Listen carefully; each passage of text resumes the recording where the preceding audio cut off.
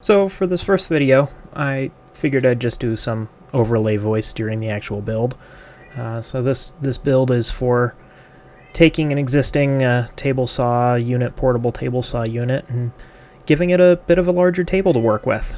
I sketched this out using 3D modeling software initially for the design I was thinking about, and kind of changed it around a little bit based on what I was seeing from some features that some other table saws had, and ended up settling on using some 3/4, I think it's a 5-ply plywood, kind of one of the higher end plywoods that you can get from Home Depot, with some 2x6 railings and 4x4 legs.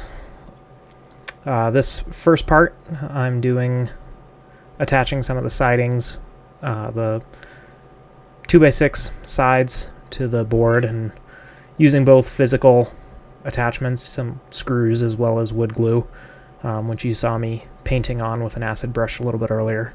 I decided to use both a physical and a glue attachment, since the more I read, the more that seems to be the best of both worlds, where you end up getting the as things age, one or the other at least will usually keep things together. So after I get all four sides on this, we start dealing with the legs. And for the legs, I want the legs to be able to be removable fairly easily. And so I decided to build some leg pockets for this.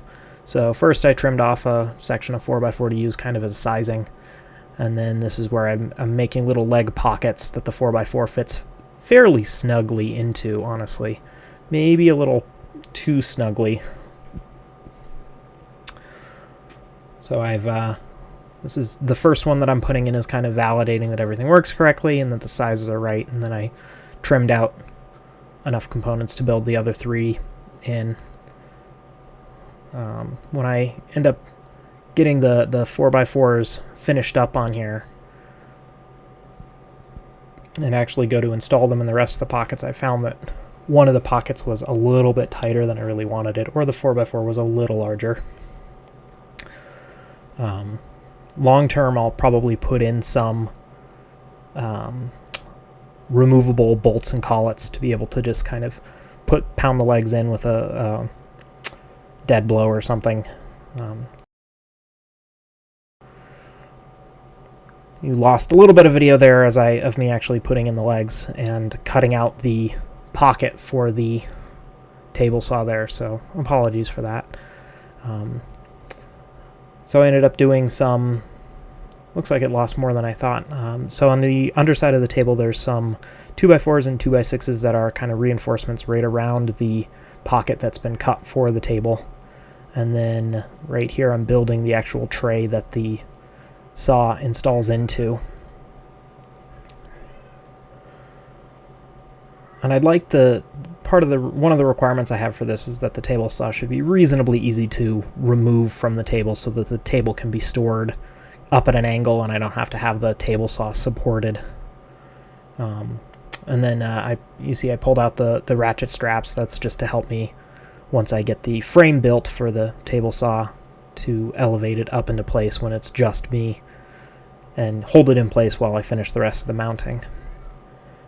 And on the little frame that I'm building for the table saw, you can see the little legs that are sticking down currently.